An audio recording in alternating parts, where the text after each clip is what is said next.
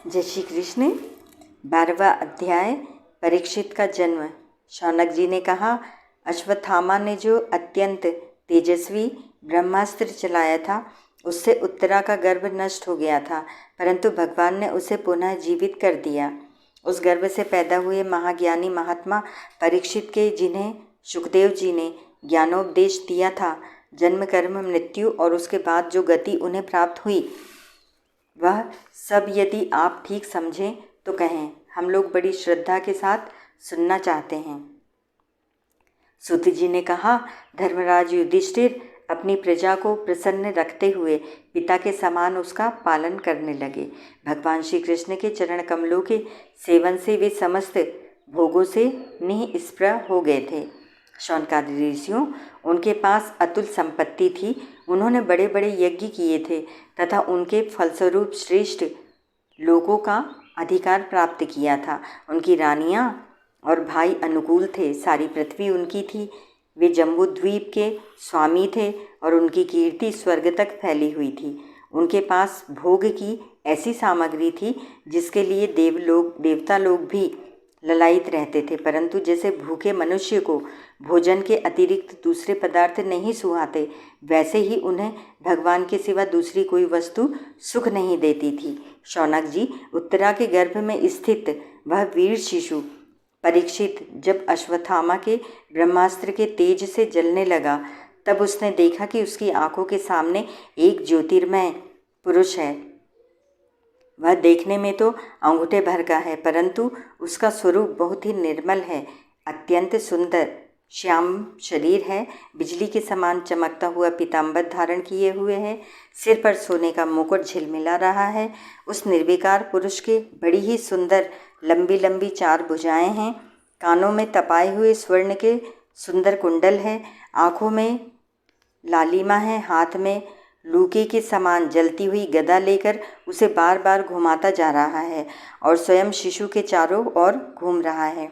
जैसे सूर्य अपनी किरणों से कोहरे को भगा देते हैं, वैसे ही उस गदा के द्वारा ब्रह्मास्त्र के तेज को शांत कराता जा रहा है। उस पुरुष को अपने समीप देखकर वह गर्भ शिशु सोचने लगा कि यह कौन है। इस प्रकार इस 10 मास के गर्भस्थ शिशु के सामने ही धर्म रक्षक अप्रमेय भगवान श्री कृष्ण ब्रह्मास्त्र के तेज को शांत करके वही अंतर्ध्यान हो गए।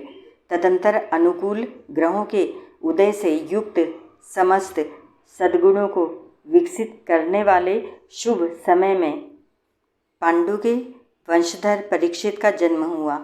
जन्म के समय ही वह बालक इतना तेजस्वी दिख पड़ता था मानो स्वयं पांडु ने ही फिर से जन्म लिया हो। पौत्र के जन्म की बात सुनकर राजा युधिष्ठिर मन में बहुत प्रसन्न हुए। उन्होंने धौम्य, कृपाचार्य आदि ब्राह्मणों से मंगल वाचन और जातकर्म संस्कार करवाए। महाराज युधिष्ठिर दान के योग्य समय को जानते थे। उन्होंने प्रजातीर्थ नालद छेदन से पहले सूतक नहीं होता, जैसे कहा है, यावन्न छिद्यते नालम तावन्ना प्रोति सूतकम, छिन्ने नाले ततः पश्चात सूतकम तु विधीयते। इसी समय को प्रजातीर्थ काल कहते हैं। इस समय जो दान दिया जाता है वह अक्षय होता है। स्मृति कहती है कि पुत्रे जाते व्यतिपाते दत्तम भवति चाक्ष्यम, अर्थात पुत्रोत्पत्ति और व्यतिपात के समय दिया हुआ दान अक्षय होता है। नामक काल में अर्थात नाल काटने के पहले ही ब्राह्मणों को सुवर्ण गौवें, पृथ्वी, गांव, उत्तम जाति के हाथी, घोड़े और उत्तम अन्न का दान दिया।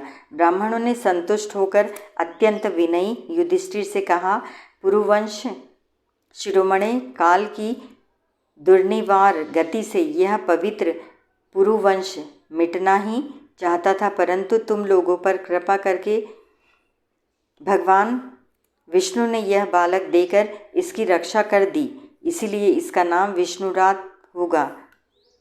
निस्संदेह यह बालक संसार में बड़ा यशस्वी, भगवान का परम भक्त और महापुरुष होगा। युधिष्ठिर ने कहा, महात्माओं, यह बालक क्या अपने उज्जवल यश से हमारे वंश के पवित्र कीर्ति महात्मा राजर्षियों का अनुसरण करेगा। ब्राह्मणों ने कहा, धर्मराज यह मनुपुत्र इक्ष्वाकु के समान अपनी प्रजा का पालन करेगा तथा दशरथ नंदन भगवान श्री राम के समान ब्राह्मण भक्त और सत्य प्रतिज्ञ होगा। यह उशीनर नरेश शिबिर के समान दाता और शरणागत वत्सल होगा तथा याज्ञिकों में दुष्यंत के समान पुत्र भरत के समान अपने वंश का यश फैलाएगा। धनुषधरों में यह सहस्रबाहु अर्जुन और अपने दादा पार्थ के समान अग्रगण्य होगा। यह अग्नि के समान दुर्धर्ष और समुद्र के समान दुस्तर होगा। यह सिंह के समान पराक्रमी, हिमाचल की तरह आश्रय लेने योग्य, पृथ्वी के समान सदृश तितिक्षु और माता पिता के समान सहनशील होगा। इसमें पितामह ब्रह्मा के समान समता होगी। भगवान शंकर की तरह यह कृपालु होगा और संपूर्ण प्राणियों को आश्रय देने में यह लक्ष्मीपति भगवान विष्णु के समान होगा। यह समस्त सद्गुणों की महिमा धारण करने में श्री कृष्ण का अनुयायी होगा। रंतिदेव के समान उदार होगा और ययातियों के समान धार्मिक होगा। धैर्य में बलि के समान और भगवान श्री कृष्ण के प्रति दृढ़ निष्ठा में यह प्रहलाद के समान होगा। यह बहुत से अश्वमेध यज्ञों का करने वाला और वृद्धों का सेवक होगा। इसके पुत्र राजर्षि होंगे। मर्यादा का उल्लंघन करने वालों को यह दंड देगा। यह पृथ्वी माता और धर्म की रक्षा के लिए कलयुग का भी दमन करेगा। ब्राह्मण कुमार के शाप से तक्षक के द्वारा अपनी मृत्यु सुनकर यह सबकी आसक्ति छोड़ देगा और भगवान के चरणों की शरण लेगा। राजन, व्यासनंदन सुखदेव जी से यह आत्मा के यथार्थ स्वरूप का ज्ञान प्राप्त करेगा और अंत में गंगा तट पर अपने शरीर को त्याग कर निश्चय ही अभय पद प्राप्त करेगा। ज्योतिष शास्त्र के विशेषज्ञ ब्राह्मण राजा युधिष्ठिर को इस प्रकार बालक के जन्म लग्न का फल बतलाकर और भेंट पूजा लेकर अपने अपने घर चले गए। वहीं यह बालक संसार में परीक्षित के नाम से प्रसिद्ध हुआ, क्योंकि वह समर्थ बालक गर्भ में जिस पुरुष का दर्शन पा चुका था उसका स्मरण करता हुआ लोगों में उसकी परीक्षा करता रहता था कि देखें इनमें से कौन सा वह है। जैसे शुक्ल पक्ष में दिन प्रतिदिन चंद्रमा अपनी कलाओं से पूर्ण होता हुआ बढ़ता है, वैसे ही वह राजकुमार भी अपने गुरुजनों के लालन पालन से क्रमशः अनुदित बढ़ता हुआ शीघ्र ही सयाना हो गया। इसी समय स्वजनों के वध का प्रायश्चित करने के लिए राजा युधिष्ठिर ने अश्वमेध यज्ञ के द्वारा भगवान की आराधना करने का विचार किया, परंतु प्रजा से वसूल किए हुए कर और दंड जुर्माने की रकम के अतिरिक्त और धन न होने के कारण वे बड़ी चिंता में पड़ गए।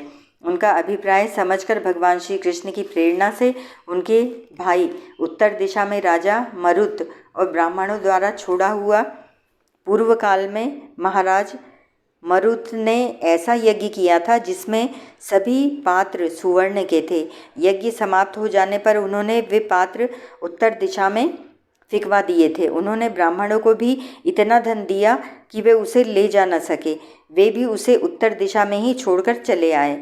परित्यक्त धन पर राजा का अधिकार होता है, इसीलिए उस धन को मंगवाकर भगवान ने युधिष्ठिर का यज्ञ कराया। बहुत सा धन ले आए। उससे यज्ञ की सामग्री एकत्र करके धर्मभीरु महाराज युधिष्ठिर ने 3 अश्वमेध यज्ञों के द्वारा भगवान की पूजा की। युधिष्ठिर के निमंत्रण से पधारे हुए भगवान ब्राह्मणों द्वारा उनका यज्ञ संपन्न कराकर अपने सुहृद पांडवों की प्रसन्नता के लिए कई महीनों तक वहीं रहे।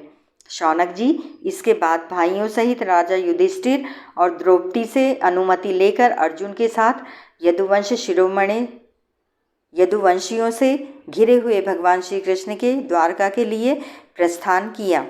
हरि ओम तत्सत।